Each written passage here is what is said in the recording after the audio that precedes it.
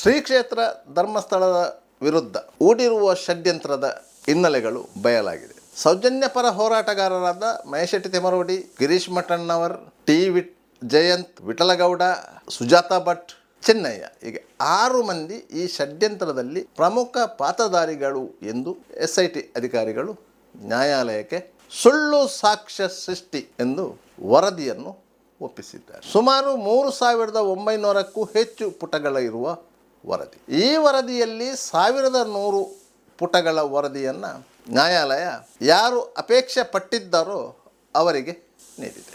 ಈ ವರದಿಯ ಆಧಾರದಲ್ಲಿ ಅತ್ಯಂತ ವ್ಯವಸ್ಥಿತವಾಗಿ ಈ ಷಡ್ಯಂತ್ರವನ್ನು ರೂಪಿಸಲಾಗಿದೆ ಎನ್ನುವುದು ಬಯಲಾಗಿದೆ. ಬೆಳ್ತಂಗಡಿ ನ್ಯಾಯಾಲಯಕ್ಕೆ ಸಲ್ಲಿಸಲಾಗಿರುವಂಥ ಈ ವರದಿಯನ್ನು ಸ್ಪಷ್ಟವಾಗಿ ಉಲ್ಲೇಖವಾಗಿರುವುದು ಶ್ರೀ ಕ್ಷೇತ್ರ ಧರ್ಮಸ್ಥಳದ ವಿರುದ್ಧ ಷಡ್ಯಂತ್ರ ರೂಪಿಸಲಾಗಿದೆ. ಇದಕ್ಕೆ ಕೋಟ್ಯಂತರ ರು ಫಂಡಿಂಗ್ ಪಡೆಯಲಾಗಿದೆ. ಒಂದು ತಂಡ ವ್ಯವಸ್ಥಿತವಾಗಿ ಈ ಷಡ್ಯಂತ್ರವನ್ನು ರೂಪಿಸಿದೆ. ಅವರಿಗೆ ಬೇರೆ ಬೇರೆ ಮೂಲದಿಂದ ಹಣಕಾಸಿನ ನೆರವು ಒದಗಿಸಲಾಗಿದೆ. ಆದ್ದರಿಂದ ಈ 6 ಮಂದಿಯನ್ನು ಬಂಧಿಸಿ ವಿಚಾರಣೆ ನಡೆಸುವಂಥ ಅವಶ್ಯಕತೆ ಇದೆ. ಇದಕ್ಕೆ ಅನುಮತಿ ಕೊಡಬೇಕು ಎಂದು SIT ಅಧಿಕಾರಿಗಳು ನ್ಯಾಯಾಲಯವನ್ನು ಕೋರಿದ್ದಾರೆ. ಇದಕ್ಕೆ ಆರೋಪಿಗಳ ಕಡೆಯಿಂದ ಆಕ್ಷೇಪ ವ್ಯಕ್ತವಾಗಿದೆ. ಆರೋಪಿಗಳಲ್ಲಿ ಒಬ್ಬನಾದಂತಹ ಜಯಂತ್ ಟಿ ಅವರ ಪರವಾಗಿ ಬೆಂಗಳೂರಿನ ವಕೀಲ ದೊರೆರಾಜು ಅವರು ಇದಕ್ಕೆ ಆಕ್ಷೇಪಣೆ ಸಲ್ಲಿಸಿದ್ದಾರೆ.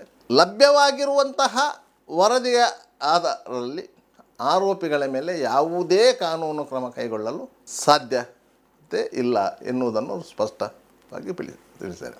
ಈ ಸಂದರ್ಭದಲ್ಲಿ ಬೆಂಗಳೂರಿನ ಹಿರಿಯ ಕ್ರಿಮಿನಲ್ ನ್ಯಾಯವಾದಿ CV ನಾಗೇಶ್ ಅವರು ಧರ್ಮಸ್ಥಳದ ಪರವಾಗಿ ನ್ಯಾಯಾಲಯಕ್ಕೆ ಹಾಜರಾಗಿದ್ದಾರೆ. ಅವರು ವಕಾಲತ್ತು ಸಲ್ಲಿಸಿದ್ದಾರೆ. ಅವರೊಂದಿಗೆ ಬೆಂಗಳೂರಿನ ಹಿರಿಯ ವಕೀಲ ರಾಜಶೇಖರ್ ಇಲ್ಯಾರ್, ಪುತ್ತೂರಿನ ವಕೀಲ ಮಹೇಶ್ ಕಜೆ, ಸುನಿಲ್ ಇವರು ಅಸಿಸ್ಟ್ ಮಾಡ್ತಾ ಇದ್ದಾರೆ. ಕಳೆದ ಬಾರಿ ನ್ಯಾಯವಾದಿ CV ನಾಗೇಶ್ ಅವರು ಬೆಳ್ತಂಗಡಿ ನ್ಯಾಯಾಲಯಕ್ಕೆ ಹಾಜರಾಗಿ ಇಡೀ ಷಡ್ಯಂತ್ರದ ಹಿನ್ನೆಲೆಯನ್ನು ಸವಿಸ್ತಾರವಾಗಿ ನ್ಯಾಯಾಧೀಶರ ಗಮನಕ್ಕೆ ತಂದಿದೆ. 10 ಹಲವು ಪ್ರಕರಣಗಳ ಹಿನ್ನೆಲೆಗಳನ್ನು ಉಲ್ಲೇಖಿಸಿದ್ರು. ಸುಪ್ರೀಂ ಕೋರ್ಟಿನ ಕೆಲವು ತೀರ್ಮಾನಗಳನ್ನು ಉಲ್ಲೇಖಿಸಿ ಆ ಪ್ರಕರಣದಲ್ಲಿ ನ್ಯಾಯವಾದಿಯಾಗಿ ವಾದ ಮಂಡನೆಗೆ ಅವಕಾಶ ಕೊಡಬೇಕು ಎನ್ನುವುದನ್ನು ಕೋರಿದ್ದರು.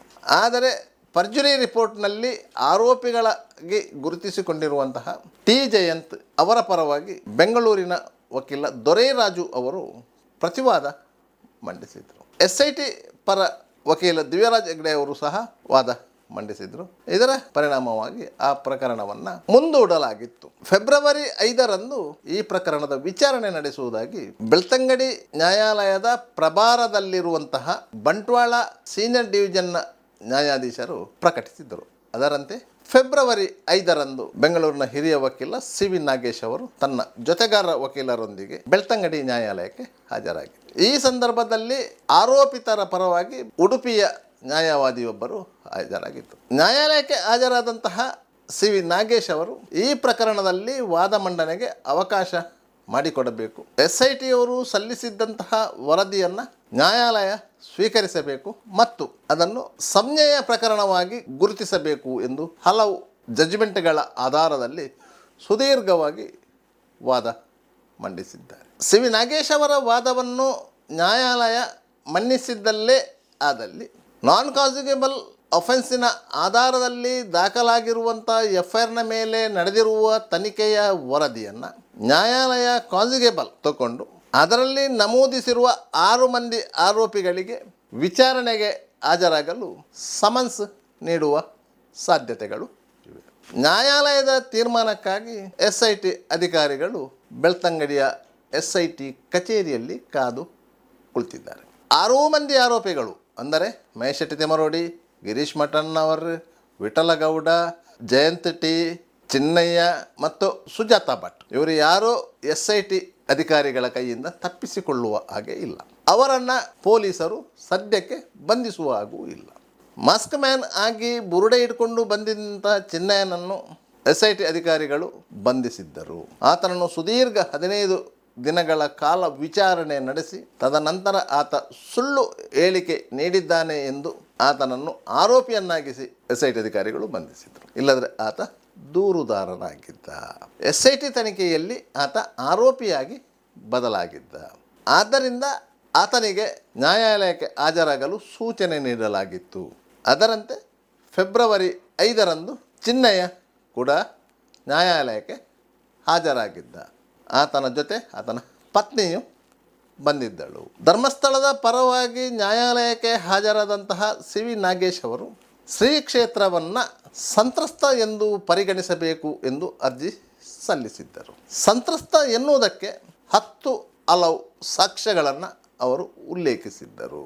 ಮಹೇಶೆಟ್ಟಿ ತಿಮರೋಡಿ, ಗಿರೀಶ್ ಮಠಣ್ಣವರು, ಜಯಂತ್ ಟಿ, ವಿಠಲಗೌಡ, ಸುಜಾತ ಭಟ್ ಈ 5 ಮಂದಿ ಕೇವಲ ಧರ್ಮಸ್ಥಳವನ್ನು ಮತ್ತು ಆ ಕ್ಷೇತ್ರದ ಧರ್ಮಾಧಿಕಾರಿಗಳನ್ನು ಹಾಗೂ ಅವರ ಕುಟುಂಬಿಕರನ್ನು ಗುರಿ ಮಾಡಿಕೊಂಡು ಆರೋಪಗಳನ್ನು ಮಾಡುತ್ತಿದ್ದರು. ಅವರು ಸಾವಿರಾರು ಮಂದಿಯನ್ನು, ಅದರಲ್ಲೂ ಮಹಿಳೆಯರನ್ನು ಅತ್ಯಾಚಾರ ಮಾಡಿ, ಕೊಲೆ ಮಾಡಿ, ಕಾನೂನು ಬಾಹಿರವಾಗಿ ಹೂತಿಟ್ಟಿದ್ದಾರೆ ಎನ್ನುವುದು ಅವರ ಆರೋಪವಾಗಿತ್ತು. ಇದಕ್ಕೆ ಪೂರಕ ಎಂಬಂತೆ ಸುಜಾತಾ ಭಟ್ ಅವರು ತನ್ನ ಮಗಳು ಅನನ್ಯಾ ಭಟ್ ಕಸ್ತೂರ್ಬಾ ಮೆಡಿಕಲ್ ಕಾಲೇಜಿನಲ್ಲಿ MBBS ವ್ಯಾಸಂಗ ಮಾಡುತ್ತಿದ್ದವಳು. ಧರ್ಮಸ್ಥಳಕ್ಕೆ ಸ್ನೇಹಿತರೊಂದಿಗೆ ಬಂದಾಗ ಆಕೆ ಕಾಣೆಯಾಗಿದ್ದಳು. ಈ ಬಗ್ಗೆ ಕೋಲ್ಕತ್ತಾದ CBI ಕಚೇರಿಯಲ್ಲಿ ಸ್ಟೆನೋಗ್ರಾಫರ್ ಆಗಿ ಕೆಲಸ ಮಾಡುತ್ತಿದ್ದ ನಾನು ಮಾಹಿತಿ ತಿಳಿದು ಧರ್ಮಸ್ಥಳಕ್ಕೆ ಬಂದಾಗ ನನ್ನ ಮೇಲೆ ಹಲ್ಲೆ ಮಾಡಿ ಕೂಡಿ ಹಾಕಲಾಯಿತು. ಪೊಲೀಸ್ ಠಾಣೆಗೆ ಹೋದರೆ ಅಲ್ಲಿ ನನ್ನ ದೂರನ್ನು ಕೇಳುವವರಿಲ್ಲ. ಸದ್ಯದ ಪರಿಸ್ಥಿತಿಯಲ್ಲಿ ಧರ್ಮಸ್ಥಳ ಸುತ್ತಮುತ್ತ ಹೂತಿಟ್ಟಂತಹ ಶವಗಳನ್ನು ಮೇಲೆತ್ತುವ ಕಾರ್ಯ ನಡೆಯುತ್ತಿದೆ. ಆ ಸಂದರ್ಭದಲ್ಲಿ ಸಿಕ್ಕಿದಂಥ ಅಸ್ಥಿಪಂಜರಗಳಲ್ಲಿ ತನ್ನ ಮಗಳ ಅಸ್ಥಿಯೂ ಸಿಗಬಹುದು. ಅದು ಸಿಕ್ಕಿದರೆ ನನಗೆ ಸನಾತನ ಹಿಂದೂ ಸಂಪ್ರದಾಯದಂತೆ ಶಾಸ್ತ್ರೋಕ್ತವಾಗಿ ಅಂತಿಮ ಸಂಸ್ಕಾರ ಮಾಡಲಿಕ್ಕೆ ಅನುವು ಮಾಡಿಕೊಡಬೇಕು ಎನ್ನುವಂತಹ ಒಂದು ಸುಂದರವಾದ ಕಥೆಯನ್ನು ಕಟ್ಟಿ ಪ್ರತ್ಯಕ್ಷ ಆಗಿದ್ದರು. ಜಿಲ್ಲಾ ಪೊಲೀಸ್ ವರಿಷ್ಠಾಧಿಕಾರಿಗಳಿಗೆ ದೂರನ್ನು ನೀಡಿದ್ದರು. ಈ ಆಧಾರದಲ್ಲಿಯೂ ಪೊಲೀಸರು ತನಿಖೆ ನಡೆಸಿದಾಗ ಸುಜಾತಾ ಭಟ್ ಅವರಿಗೆ ಅನನ್ಯಾ ಭಟ್ ಎನ್ನುವ ಮಗಳೂ ಇಲ್ಲ, ಆಕೆ ಮಣಿಪಾಲದ KMC ವೈದ್ಯಕೀಯ ಕಾಲೇಜಿನಲ್ಲಿ ವಿದ್ಯಾಭ್ಯಾಸ ಮಾಡೂ ಇಲ್ಲ ಎನ್ನುವಂಥ ಅಂಶ ಸ್ಪಷ್ಟವಾಗಿತ್ತು. ಅಲ್ಲದೆ ಸ್ವತಃ ಸುಜಾತಾ ಭಟ್ ಅವರೇ ಗಿರೀಶ್ ಮಠಣ್ಣವರು, ಮಹೇಶೆಟ್ಟಿ ತಿಮರೋಡಿ ಇವರು ಹೇಳಿಕೊಟ್ಟ ಹಾಗೆ ನಾನು ಈ ಕಥೆಯನ್ನು ಹೇಳಿದ್ದೇನೆ, ನನ್ನನ್ನು ಅವರು ಬಳಸಿಕೊಂಡಿದ್ದಾರೆ ಎಂಬಂಥ ಹೇಳಿಕೆಯನ್ನು ನೀಡಿದರು. ಆದ್ದರಿಂದ ಸುಜಾತಾ ಭಟ್ ಸಹ ಈ ಪ್ರಕರಣದಲ್ಲಿ ಆರೋಪಿಯಾಗಿ ಸೇರಿಕೊಂಡರು. ಚಿನ್ನಯ್ಯ ತಂದು ಕೊಟ್ಟಂತಹ ತಲೆಬುರುಡೆ ಹಿನ್ನೆಲೆ ಬಯಲಾಗಿದೆ. ಸುಮಾರು 40ರಿಂದ 45 ವರ್ಷ ಪ್ರಾಯದ ಗಂಡಸಿನ ತಲೆಬುರುಡೆ ಅದಾಗಿತ್ತು. FSL ತನಿಖೆಯಲ್ಲಿ ದೃಢಪಟ್ಟಿದೆ. ಈ ತಲೆಬುರುಡೆಯನ್ನು ವಿಠಲಗೌಡರು ಬಂಗ್ಲಗುಡ್ಡೆಯಿಂದ ತಂದಿದ್ದರು ಎನ್ನುವ ಅಂಶ ಬಯಲಾಗಿದೆ. ಆ ತಲೆಬುರುಡೆಯನ್ನು ಮಹೇಶೆಟ್ಟಿಯ ತಿಮರೋಡಿಯ ಮನೆಯಲ್ಲಿಡಲಾಗಿತ್ತು. ತದನಂತರ ಬೆಂಗಳೂರಿಗೆ ಕೊಂಡೊಯ್ಯಲಾಗಿತ್ತು. ಆ ತಲೆಬುರುಡೆಯ ಒಟ್ಟಿಗೆ ಮಹೇಶೆಟ್ಟಿ ತಿಮರೋಡಿ, ಗಿರೀಶ್ ಮಠಣ್ಣವರು, ವಿಠಲಗೌಡ ಮತ್ತು ಚಿನ್ನಯ್ಯ ಬೆಂಗಳೂರಿನ ಖ್ಯಾತ ಸ್ವಾಮೀಜಿಯೊಬ್ಬರನ್ನು ಭೇಟಿಯಾಗಿದ್ದರು. ಅವರಿಗೆ ವಾಸ್ತವಾಂಶಗಳನ್ನು ವಿವರಿಸಿದ್ರು. ತದನಂತರ ತಲೆಬುರುಡಿಯೊಟ್ಟಿಗೆ ದೆಹಲಿಗೆ ಹೋಗಿದ್ದರು. ಅಲ್ಲಿ ಕೆಲವರನ್ನು ಭೇಟಿ ಮಾಡಿದರು. ಸುಪ್ರೀಂ ಕೋರ್ಟಿಗೆ ಒಂದು PLI ಹಾಕಿದ್ರು. ಆ PLIಯನ್ನು ಸುಪ್ರೀಂ ಕೋರ್ಟು ಸಗಟಾಗಿ ತಿರಸ್ಕರಿಸಿತ್ತು. ತದನಂತರ ಅದನ್ನು ಮುಚ್ಚಿಟ್ಟು ಬೆಂಗಳೂರಿನಲ್ಲಿ ಮುಖ್ಯಮಂತ್ರಿ ಸಿದ್ದರಾಮಯ್ಯರನ್ನು ಕೆಲವು ಪ್ರಗತಿಪರರು, ವಕೀಲರು ಭೇಟಿಯಾಗಿ ಇದೇ ಕಥೆಯನ್ನು ಮುಂದಿಟ್ಟುಕೊಂಡು SIT ರಚನೆಗೆ ಕೋರಿದ್ದರು. SIT ರಚನೆಯಾದಾಗ ಅದು ತನಿಖೆ ನಡೆಸಿದಾಗ ಈ ಎಲ್ಲ ಷಡ್ಯಂತ್ರದ ಹಿನ್ನೆಲೆಗಳು ಬಯಲಾಯಿತು. ಆದ್ದರಿಂದ ಈ ಪ್ರಕರಣದ SIT ವರದಿಯನ್ನು ಕಾಜಿಗಬಲ್ ತಗೊಂಡು ಯಾರೆಲ್ಲ ಈ ಷಡ್ಯಂತ್ರದಲ್ಲಿ ಭಾಗಿಯಾಗಿದ್ದಾರೆ ಅವರನ್ನು ವಿಚಾರಣೆಗೆ ಒಳಪಡಿಸಲು ಅವಕಾಶ ಮಾಡಿಕೊಡಬೇಕು ಎಂದು ನ್ಯಾಯಾಲಯದ ಮುಂದೆ ಕೋರಲಾಗಿದೆ. ಈ ಬಗ್ಗೆಯೇ ಬೆಂಗಳೂರಿನ ಖ್ಯಾತ ಕ್ರಿಮಿನಲ್ ವಕೀಲ CV ನಾಗೇಶ್ ಅವರು ಈ ಹಿಂದೆ ಬೆಳ್ತಂಗಡಿ ನ್ಯಾಯಾಲಯಕ್ಕೆ ಬಂದು ವಾದ ಮಂಡಿಸಿದರು. ಇದೀಗ ಫೆಬ್ರವರಿ 5ರಂದು ಮತ್ತೆ ಬಂದಿದ್ದರು, ವಾದ ಮಂಡಿಸಿದ್ದಾರೆ. ಫೆಬ್ರವರಿ 13ಕ್ಕೆ ಟಿ ಜಯಂತ್ ಪರವಾಗಿ ನ್ಯಾಯಾಲಯಕ್ಕೆ ಹಾಜರಾಗಿರುವಂಥ ಉಡುಪಿಯ ವಕೀಲರು ಆಕ್ಷೇಪಣೆ ಸಲ್ಲಿಸಲು ಸಮಯಾವಕಾಶ ಕೇಳಿದ್ದಾರೆ. ಎರಡೂ ಬದಿಯ ವಾದ ಪ್ರತಿವಾದವನ್ನು ಆಲಿಸಿದ ನಂತರ ನ್ಯಾಯಾಲಯ ಈ ಬಗ್ಗೆ ತೀರ್ಮಾನ ಕೈಗೊಳ್ಳಲಿದೆ. ನ್ಯಾಯಾಲಯ ಕೈಗೊಳ್ಳುವ ತೀರ್ಮಾನದ ಮೇಲೆ SIT ಅಧಿಕಾರಿಗಳ ಮುಂದಿನ ನಡೆ ನಿರ್ಧಾರವಾಗಲಿದೆ. SITಯು ಈವರೆಗೆ ಸಲ್ಲಿಸಿರುವಂಥ ವರದಿಯು ಕೇವಲ ಪ್ರಾಥಮಿಕ ವರದಿ ಅಷ್ಟೇ. ಇದು ಸಂಪೂರ್ಣ ವರದಿಯಲ್ಲ. ಇದು ಆರೋಪಿತರ ಮೇಲೆ ಸಲ್ಲಿಸಿರುವಂತಹ ಆರೋಪ ಪಟ್ಟಿಯೂ ಅಲ್ಲ. ಯಾಕಂತ ಹೇಳಿದರೆ ಈ ಪ್ರಕರಣದಲ್ಲಿ ಇಲ್ಲಿಯವರೆಗೆ ನಡೆಸಿದಂತಹ ತನಿಖೆಯಲ್ಲಿ ಕೇವಲ 6 ಮಂದಿ ಮಾತ್ರ ಆರೋಪಿಗಳಲ್ಲ. ಧರ್ಮಸ್ಥಳದ ವಿರುದ್ಧ ಷಡ್ಯಂತ್ರ ಹೂಡಿದವರಲ್ಲಿ 10 ಹಲವು ಮಂದಿ ಅದಕ್ಕೆ ಫಂಡಿಂಗ್ ಮಾಡಿದ್ದಾರೆ, ಹಣಕಾಸಿನ ನೆರವು ಒದಗಿಸಿದ್ದಾರೆ. ಚಿನ್ನಯ್ಯನಿಗೆ ಬುರುಡೆ ಹಿಡ್ಕೊಂಡು ಬರಲಿಕ್ಕೆ ಲಕ್ಷಾಂತರ ರೂಪಾಯಿಯನ್ನು ಬೇರೆ ಬೇರೆ ಅಕೌಂಟ್ಗಳಿಂದ ನೀಡಲಾಗಿದೆ. ಬೇರೆ ಬೇರೆ ವ್ಯಕ್ತಿಗಳಿಗೆ ಈ ಬಗ್ಗೆ ವ್ಯವಸ್ಥಿತ ರೀತಿಯಲ್ಲಿ ಪ್ರಚಾರ ನಡೆಸಲು ಹಣಕಾಸಿನ ನೆರವು ಒದಗಿಸಲಾಗಿದೆ. ಆದ್ದರಿಂದ ಈ ಷಡ್ಯಂತ್ರದಲ್ಲಿ ಸುಮಾರು 30ಕ್ಕೂ ಹೆಚ್ಚು ಮಂದಿ ಭಾಗಿಗಳಾಗಿದ್ದಾರೆ ಎನ್ನುವುದು SIT ಈವರೆಗೆ ನಡೆಸಿದ ತನಿಖೆಯಲ್ಲಿ ಬೆಳಕಿಗೆ ಬಂದಿದೆ. ಈಗ ಆರೋಪಿಗಳೆಂದು ಗುರುತಿಸಿರುವಂಥ 6 ಮಂದಿಯನ್ನು SIT ಅಧಿಕಾರಿಗಳು ಆರೋಪಿಗಳೆಂದು ಪರಿಗಣಿಸಿ ವಶಕ್ಕೆ ತೆಗೆದುಕೊಂಡು ವಿಚಾರಣೆ ನಡೆಸಿದ್ದಾರೆ. ಆ ವಿಚಾರಣೆಯಲ್ಲಿ ಇನ್ನಷ್ಟು ಆರೋಪಿಗಳು ಈ ಪ್ರಕರಣದ ಒಳಗೆ ಸೇರಿಕೊಳ್ಳುವಂಥ ಎಲ್ಲ ಸಾಧ್ಯತೆಗಳಿವೆ. ಇದೆಲ್ಲವೂ ಕಾರ್ಯರೂಪಕ್ಕೆ ಬರಬೇಕಾದರೆ ಘನ ಬೆಳ್ತಂಗಡಿ ನ್ಯಾಯಾಲಯ SIT ಸಲ್ಲಿಸಿರುವಂತಹ ಮಧ್ಯಂತರ ವರದಿಯನ್ನು ಸ್ವೀಕರಿಸಿ ಅದನ್ನು ಕಾಸಿಗೇಬಲ್ ತಗೊಳ್ಬೇಕು. ಆ ವರದಿಯಲ್ಲಿ ಯಾರೆಲ್ಲ ಷಡ್ಯಂತ್ರ ಮಾಡಿದ್ದಾರೆ ಎಂದು 6 ಮಂದಿಯನ್ನು SIT ಅಧಿಕಾರಿಗಳು ಗುರುತಿಸಿದ್ದಾರೋ ಅವರಿಗೆ ಸಮನ್ಸ್ ಜಾರಿಯಾಗಬೇಕು. ಆ ಸಮನ್ಸಿನ ಆಧಾರದಲ್ಲಿ ಅವರು ನ್ಯಾಯಾಲಯಕ್ಕೆ ಹಾಜರಾಗಿ SIT ವಿಚಾರಣೆಯನ್ನು ಎದುರಿಸಬೇಕು. ತದನಂತರ SIT ಅಧಿಕಾರಿಗಳು ಎಷ್ಟು ಮಂದಿ ಈ ಷಡ್ಯಂತ್ರದಲ್ಲಿ ಆಗಿದ್ದಾರೋ ಅವರೆಲ್ಲರ ವಿಚಾರಣೆಯನ್ನು ಮತ್ತೊಮ್ಮೆ ನಡೆಸಬೇಕು. ಈಗಾಗಲೇ ಹಲವು ಮಂದಿಯ ವಿಚಾರಣೆ SIT ಅಧಿಕಾರಿಗಳು ನಡೆಸಿದ್ದಾರೆ. ಮತ್ತೊಮ್ಮೆ ವಿಚಾರಣೆ ನಡೆಸಬೇಕು. ಅದನಂತರ ಅಂತಿಮ ಆರೋಪ ಪಟ್ಟಿಯನ್ನು ಸಲ್ಲಿಸಬೇಕು.